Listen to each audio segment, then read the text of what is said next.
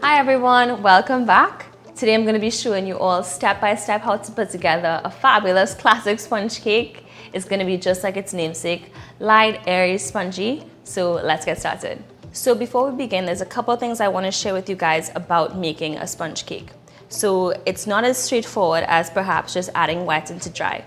What we're doing is we're taking our ingredients, manipulating their temperatures, and essentially trapping air to make this cake rise, to make it lift, to make it fluffy. First off, we want to make sure our butter is at room temperature. And I know we're in Trinidad and room temperature can vary, it may be a little bit warmer, but you really want to let this butter out of your fridge perhaps maybe an hour or 2 hours beforehand. Not really before the whole night before thing, because it might be a little bit too shiny and a little bit too runny.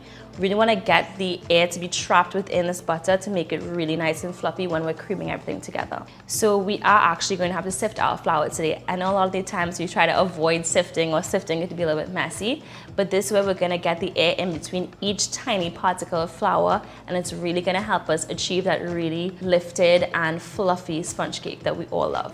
And our eggs must be at room temperature. This is crucial in making sure that everything mixes really evenly and we get a nice smooth batter. And to end off, we have nice room temperature milk. If you have evaporated milk, it's technically 2 of the small packs of evaporated milk. Do not put it in the fridge, just leave it out and pour it right into your container for us to get started. Lastly, we want to make sure that your cake pans are all ready to go as soon as the mixture is done. We don't want a big lag time between us adding our eggs to the mixture for us getting the cake into the oven. So please have everything prepared and ready to go.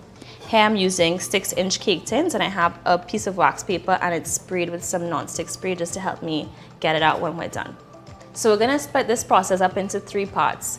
Part A is gonna be butter and sugar, part B is gonna be eggs, and part C is gonna be our dry ingredients with our milk, okay? So we're gonna first cream our butter and our sugar together. So this is 8 ounces or 1 cup or half a pound of unsalted butter.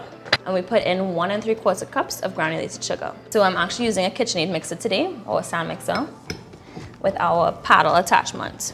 So I'm just gonna lock this in and put this on medium-high speed.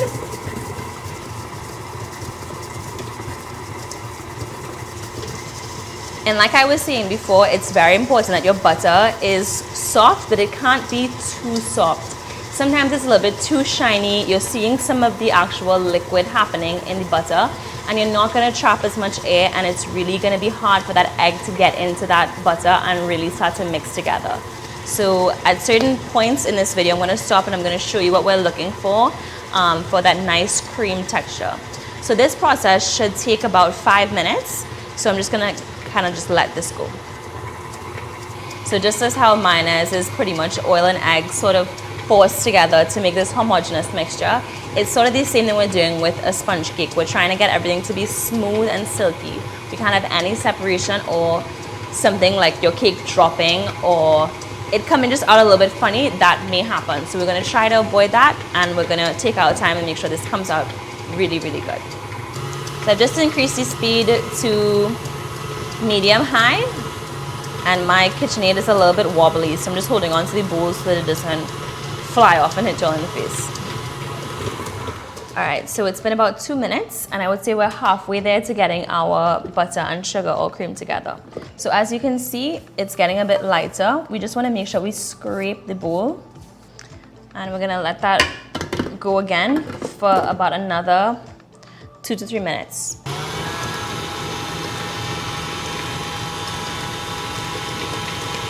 So it's been about 5 minutes now, and you see that our butter and sugar came together nicely. So very like pale yellow color, barely even yellow, almost white. And that's how we know when we're good to go to start adding our eggs, okay? But actually before that, I really want to sift our flour, because as we add the eggs, we're gonna have to move as quickly as possible from getting this cake into our bowl, into our pans, and into our oven. I have my little sifting station here, nice big bowl, and my sieve is a little bit beat up, but you know, made a lot of sponge cakes in my time. So we're gonna add our flour to our sieve right here. Sieve or sifter or sieve or however you call it. I'm just gonna let this sift, and we wanna give some elevation, some height to our sifter and the bowl. That way more air can kind of be incorporated. So we have our flour sifted here and ready to go. Now we're gonna add our eggs. So one thing that's very important when you're adding your eggs is to make sure that you're scraping in between each addition. So we have 4 eggs here, and I got a whole eggshell in my egg, that's okay. And we're gonna put our mixer on a low speed, and we're just gonna drop the first one. So our eggs are at room temperature. This is crucial, okay? This is the difference between this is literally sink or swim. And the last one is in.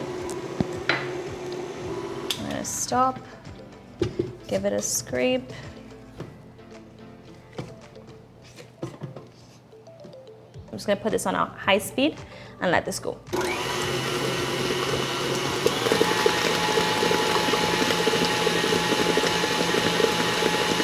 So here we have our like sort of mayonnaise-y kind of texture. Everything is nicely incorporated. So now we're going to add our dry ingredients in. So we have our sifted flour. I'm gonna add the salt and our 4 teaspoons of baking powder. My rule of thumb is you add as much baking powder as you do egg when it comes to the sponge cakes. So just gonna give that a little bit of a mix in, not trying to knock too much air out, make sure it's still nice and fluffy.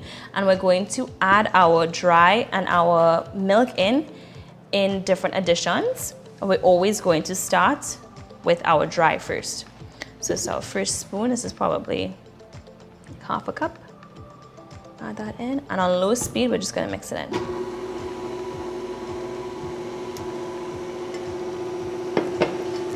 As soon as you start seeing all the particles touch with the butter and the egg and the sugar mixture, we're just gonna stream in our evaporated milk. Again at room temperature. Okay, so we have our cake batter ready to go, and we have our tins prepared. This amount is gonna get you 3 of the 6-inch cake tins, and then we have, we're gonna have some extras. We're gonna make about like 6 cupcakes here. So we're gonna add our batter in. Be sure not to kind of raise the bowl and let the batter fall in from a high level, or else you're just gonna knock a lot of that air that we worked so hard on incorporating, it's all gonna knock out. So these are all gonna go into the oven. It's at 350 degrees Fahrenheit. The 6-inch tins will take about 50 minutes, and these should be out in half an hour.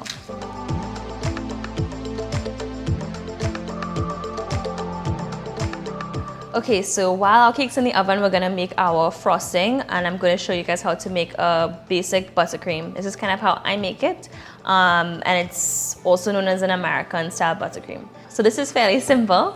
We're just going to cream our butter by itself until it gets to be like a really pale yellow, and then we're gonna slowly add in our icing sugar, and then pretty much just like beat it until it's really nice and pale and really fluffy, and everything is gonna be super smooth and creamy. So here we go. And then we're gonna just let this rip.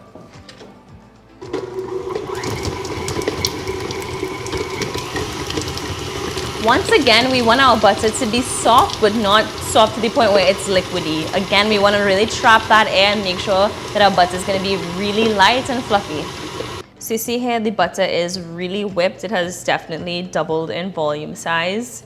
Very light, nice light pale yellow color. So now we're going to gradually add our icing sugar. Okay.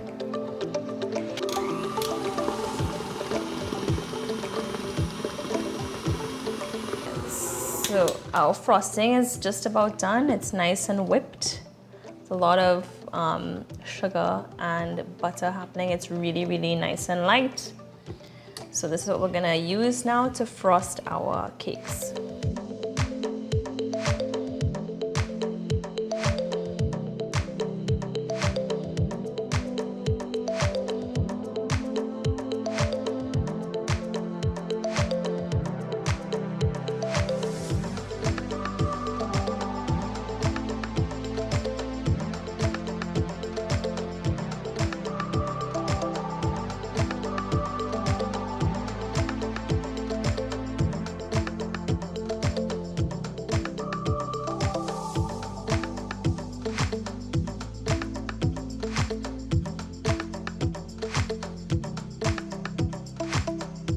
So I'm actually gonna top my cake with some fresh flowers. Yeah, that's pretty much it. So these ones actually, I don't even know what the name of these flowers are, but they smell like lemony. And if somebody can tell me what this flower is, let me know.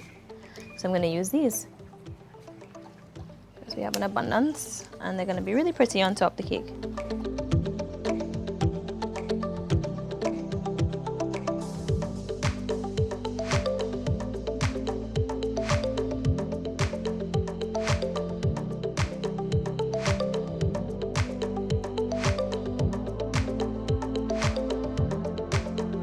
So here we have it, our triple layer sponge cake. We just covered it with our buttercream and just decorated with a couple of little yellow flowers here. Kind of give it more of a romantic, more rustic feel. So I hope you guys go on and try this recipe. Let me know how it goes. If you want to see more of me, feel free to follow me on Instagram at @nclaire. If you want to see more awesome recipes and videos like this, please subscribe to eatahfood on YouTube and you can like us on Facebook. Always a pleasure having you guys here with me in the kitchen. I'll see you next time.